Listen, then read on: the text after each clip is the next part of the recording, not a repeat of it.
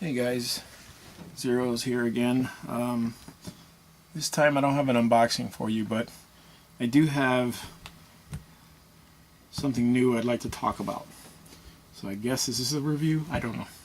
Overview, first impressions, whatever you want to call it. I haven't played this yet, so I just went over the rules and I just kind of wanted to talk about it. So this game is called Frostgrave. It's been out for quite some time now, a couple years in fact. And I've heard about it, I've seen stuff on it, I've talked about it on my channel, not on my channel, but in the comments with other people. So I decided to take a look at it. I decided to pick it up and see what all the fuss was about and what the hype is and if it's worth the hype or whatever. So first of all, this is a hardcover book. Pretty nice. It's not the full size like, you know, like 8 by 11 or whatever a full-size book is. Come on now.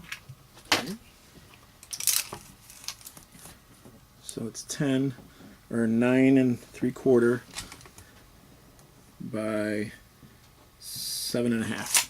A little small compared to a regular size book. No big deal. The print is pretty legible sized. So it's easy to read, and I'm not an idiot, but sometimes I can be.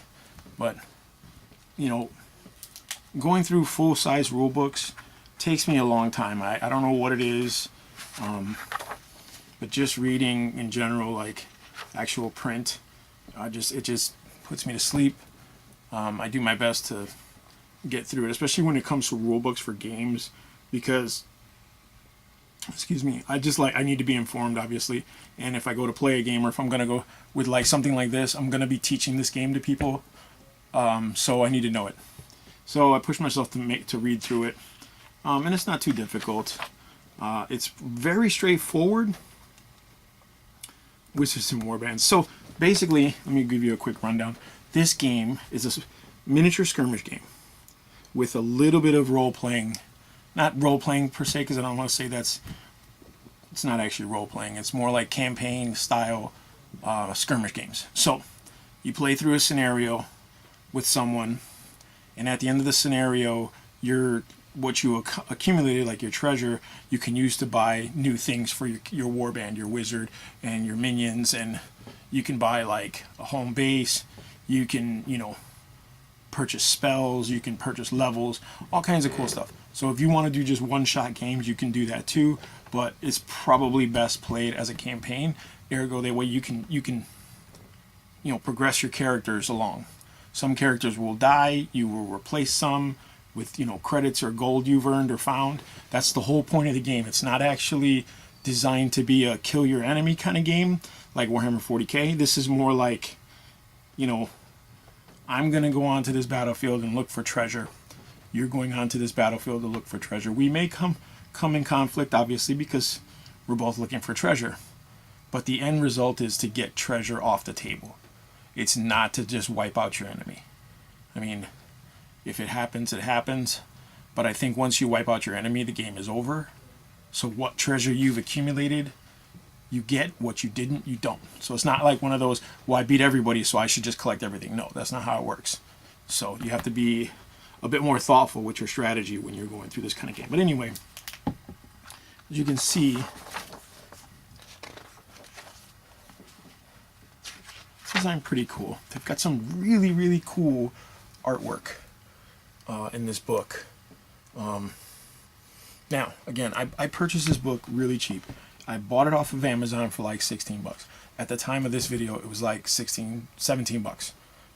So that's not too bad for a full-size rule book that explains everything you need. Now, when I say what you need, that's a lot. The reason I didn't jump into this game initially, my first impressions of it when people were describing it to me was kind of like, so we made this game. It's cool. You got wizards and you got warriors, and you go in and you find treasure in this frozen wasteland. But we didn't give you nothing else. No miniatures, no scenery, no tokens, no nothing. You have a rule book with statistics for characters, creatures, and encounters, but everything else you have to provide for yourself. So it kind of, this is not necessarily a beginner game.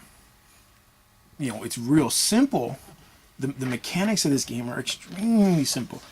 So you pick a wizard, you know, and then you pick his school of wizardry, which is 10 of, and then you can pick an apprentice for him, which would probably best suit you. They suggest to do it.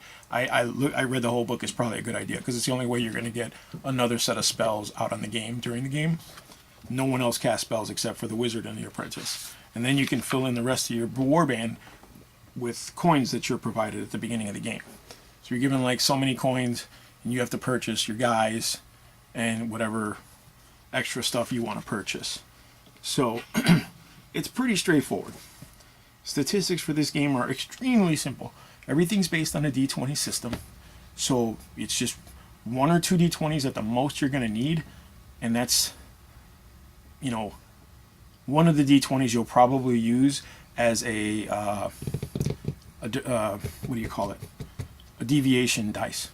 So you're going to roll it wherever the arrow is pointing is the direction you're going to deviate something towards or away from, you know, that kind of thing. But primarily you're going to use 1 D20, you know, unless you want to roll saves for everybody at one go. Probably not, because you're not going to have anything more than 10 guys in your warband at one time.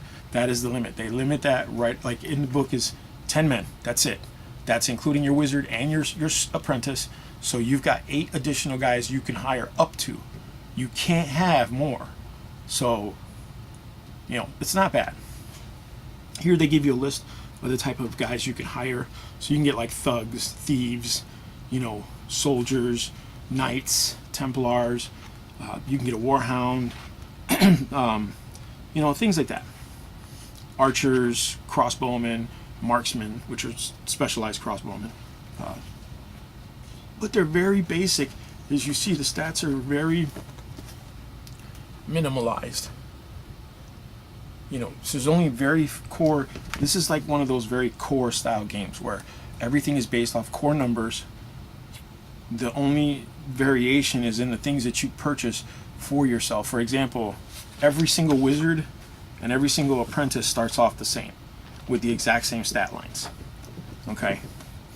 The apprentice's stat line is based off the wizard's stat line. So he's a little bit weaker than the wizard, but they have the same stat lines basically. Like, my buddy picks a wizard and an apprentice, I pick a wizard and an apprentice. We're going to have the exact same stat lines to start with.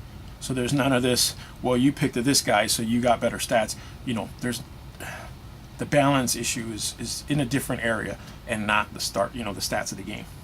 But yeah, if you pick a thief and I pick a thief, we should have the exact same numbers for that thief. Unless something changes it, like circumstances, he gets wounded, or a spell is cast on him to change some of his stats, which they tell you how to do in the rules, which is really simple. But those thieves should be exactly the same. Thieves, I apologize. They should be exactly the same. So there shouldn't be any discrepancy. Like, how come your thief has like, you know, a plus 10, blah, blah, blah. He shouldn't unless he's a higher level thief, which most likely he won't make it to, because most of the guys in here outside of the apprentice and the wizard are like, for lack of a better word, expendable. So it's kind of cool. Like I said, you get your 10 schools of magic. You get so many spells per school that you get to pick from. You have opposing schools of magic, which is really cool. So you have schools of magic that you're neutral to, and then there's, you know, some you favor, and then some you're opposed to, which is really cool. The combat system is really simple. You know, you get 2 actions per game or per turn, and that's, one of them has to be a move, and the other has to be another action of, like, you know, attacking, casting spells, whatever. You know, you can, you know, the movement is kind of detailed, so you can run, you can jump.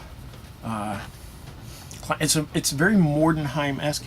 If any of you know what Mordenheim is, it was a game from Games Workshop. It was a smaller skirmish-based game in the fantasy universe, you know, where you're hunting for warp stones. It's kind of like that, but a bit more vanilla, you know.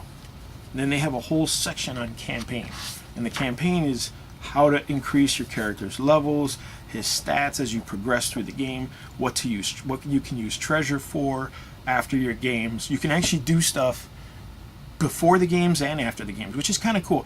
That's where a lot of people say, oh, it's got a role-playing aspect. It's not really role-playing. It's more campaign. If you've played tabletop miniature campaign games, this is that.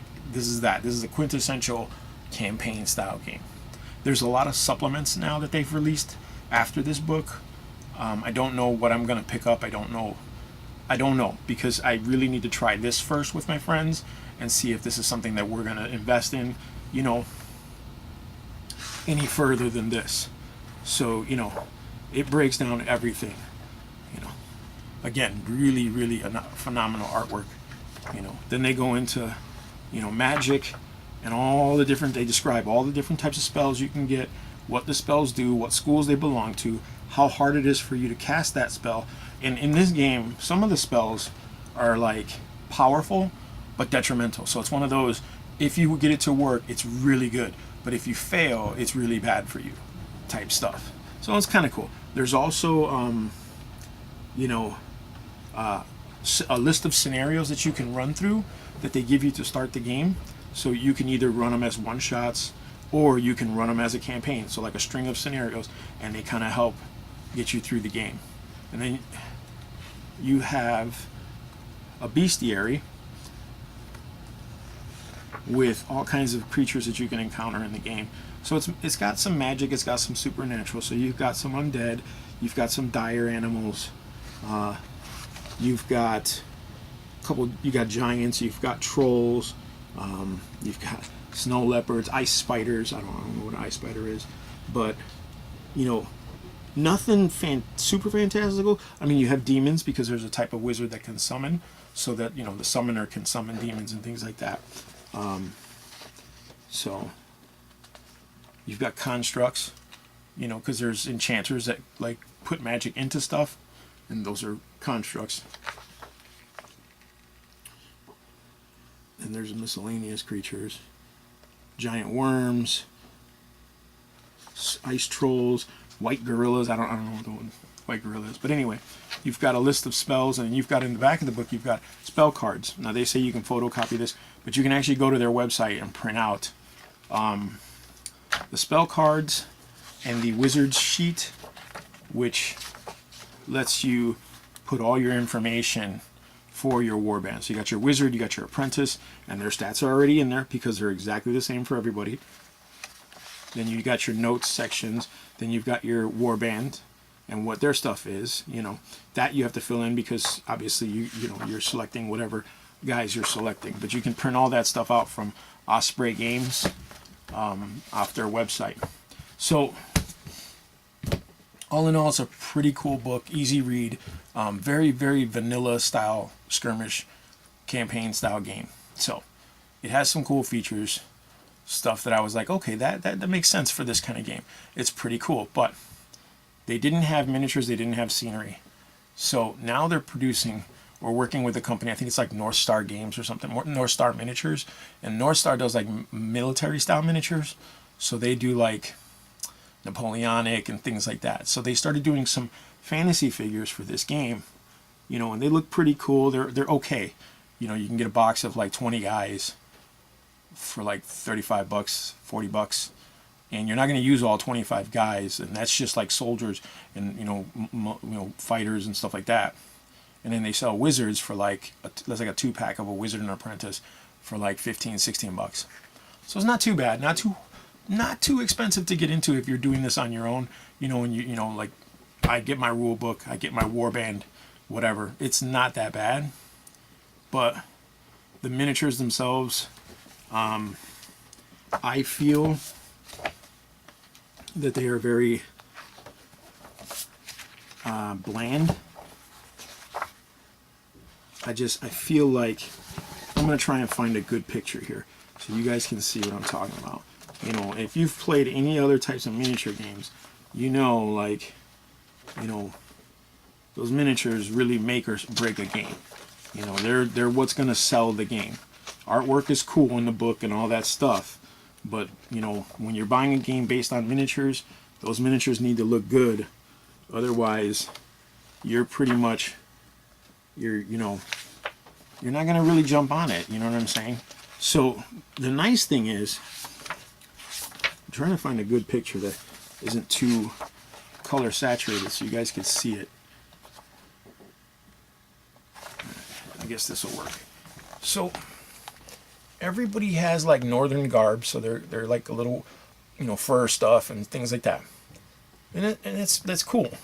But as you can see, they're very cookie cutter. They're very, like, they didn't have to be made for this game. Basically, like, they could have been made for a completely different game of medieval fantasy. Like low magic medieval fantasy game, and it would have been, that would have made perfect sense. Like, it would have made perfect sense that that's how they were made. So the nice thing is, they give you the opportunity to say, hey, we know what the focus is this book and the game. What you do with it is yours. So you can actually go out and purchase any type of wizard figure you want, any type of apprentice figure you want, any type of minion figures you want, and use them as your warband. So if you're a D&D player, or a dungeon master, I should say, rather, maybe even a D&D player, who knows. I was a player for a long time, and I collected a ton of miniatures. I have hundreds, thousands of miniatures just lying in boxes and in crates and stuff. There's no reason for me to even purchase any miniatures because I have so many. I can nitpick what I want and what I need for this game already. That's me. I'm a GM. I also play miniature war games, so I have a ton of figures that I can use to supplement my warband. Now, as a suggestion for affordable playing, if you want to play this game, you can download this ebook for like $11. That's a full rulebook, $11. Or if you want the hard copy, it's $16. That's still really cheap. Miniature wise, I would suggest the Reaper Bones miniature line, or even the Dungeons and Dragons, the new Dungeons and Dragons, the soft miniature line, the rubbery plastic guys. The new guys you're looking at $2-3 a guy at most. That's extremely affordable. That's your better purchase. Now, scenery wise, you can go about that 100 different ways. You can buy pre-made scenery and put it together and paint it up, whatever. You can buy some foam core, make your own scenery. However you want to do it, that's totally up to you. They do describe the environment, but it's up to you. Frostgrave is basically, Felstad is basically a town of ancient power. Like, wizards used to live there, and they learned and taught each other, and they used magic for everything, and eventually something happened, and a cataclysm happened, and the town was destroyed and then covered in ice, and now the town is thawing out, and now the adventurers are moving back into Felstad to try to find magic relics and grimoires and potions of ancient power. So however you want to make your scenery, you can. Even if you just want to use 2D scenery or printed maps or stuff, that I'm pretty sure they really cover line of sight, range, things like that really well in this game. So it's a guy can only shoot ranged attacks, whether it's spells or archery, a bow, a crossbow, a spell, all shoot. And they all shoot 24 inches max. That's it. And I know it's kind of like, oh, well, bow should shoot further than a crossbow. Whatever. It's 24 inches because the map's not that big to play on, so you don't need that much space. And it should be so crowded with scenery that you shouldn't have giant alleys of firing lanes. It's not that kind of game. Where I'm just staying here and just pummel everything with arrows. Again, you could do that, but you're missing the goal. The goal is to get treasure and get it out of there. So it's a very basic game, very simple to play, very simple to read and pick up. I'm gonna really give this a shot. I got a bunch of miniatures at my buddy's house in storage, so I'm gonna break out the old D&D miniature case, chest, and start putting warbands together and see if maybe we can do some demo games, and maybe I'll put some videos up of some demo games. Again, I know this has been out for a while, and there's tons of videos out there, but I just got introduced to it because I finally took the plunge and said, I'm going to just try it out. 16 bucks for a hardcover book, that's not bad. It's actually cheaper than some graphic novel comic books. You know, so it was a good read, even if I don't ever play this game. It was a pretty good read. It has some pretty cool stuff in it. So that's my take on Osprey Games' Frostgrave. I'm really excited to give it a try. And if you're looking for a skirmish style campaign game, this is it. Give it a shot. All right, guys. Thanks for watching.